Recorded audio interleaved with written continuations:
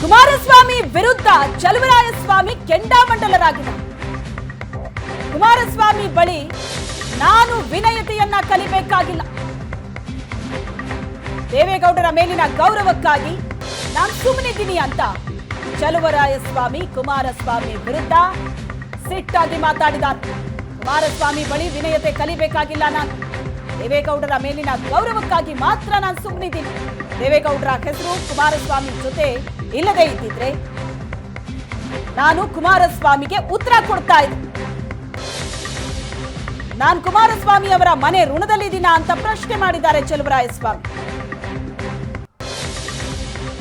ಕುಮಾರಸ್ವಾಮಿಯಿಂದ ನಾನು ಲೀಡರ್ ಆಗಿಲ್ಲ, ಕುಮಾರಸ್ವಾಮಿ ಬಳಿ ನಾನು ವಿನಯತೆ ಕಲಿಬೇಕಾಗಿಲ್ಲ, ದೇವೇಗೌಡರ ಮೇಲಿನ ಗೌರವಕ್ಕೆ ಸುಮ್ಮನಿದ್ದೀನಿ ಅಂತ ಚಲುವರಾಯಸ್ವಾಮಿ ಹೇಳಿಕೆ ಕೊಟ್ಟಿದ್ದಾರೆ.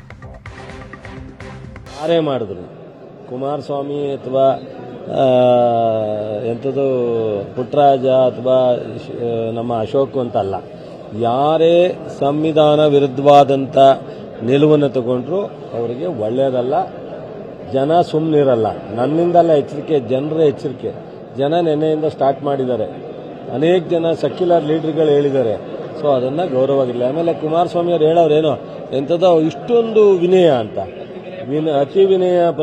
ಇವ್ರ ಹತ್ರ ವಿನಯ ಕಲ್ತ್ಕೊಳ್ಳೋ ಅವಶ್ಯಕತೆ ಇಲ್ಲ ನನಗೆ ಹೇಳೋದು ಭಾಳ ಚೆನ್ನಾಗಿ ಗೊತ್ತಿದೆ. ಇವರಿಂದ ನಾನು ಲೀಡರ್ ಆಗಿಲ್ಲ. ದೇವೇಗೌಡರಿಗೋಸ್ಕರ ನಾವು ತಾಳ್ಮೆಂದಿದ್ದೀವಿ. ದೇವೇಗೌಡರು ಈ ರಾಜ್ಯದ ಪ್ರಧಾನಿ. ದೇವೇಗೌಡರಿಗೆ ನಾವು ಜೊತೆಲಿ ಕೆಲಸ ಮಾಡಿದವರು. ದೇವೇಗೌಡರಿಗೋಸ್ಕರ ನಾವು ಗೌರವ ನಡ್ಕೋತಾ ಇದ್ದೀವಿ. ದೇವೇಗೌಡರ ಹೆಸರಿಲ್ಲದೆ ಇದ್ರೆ ಇವರಿಗೆ ನಾನು ಅದರ ಅಪ್ಪನಂಗೆ ಹೇಳ್ತೀನಿ. ಬಟ್ ಇದ್ದು ಮುಂದೆ ಇದನ್ನೇ ಮಾತಾಡ್ತಿದ್ರೆ ದೇವೇಗೌಡರು ಹೊರತುಪಡಿಸಿ ಕುಮಾರಸ್ವಾಮಿ ಅವರಿಗೆ ಉತ್ತರ ಕೊಡೋದು ಗೊತ್ತಿದೆ, ಕೊಡ್ತೀನಿ ನಾನು.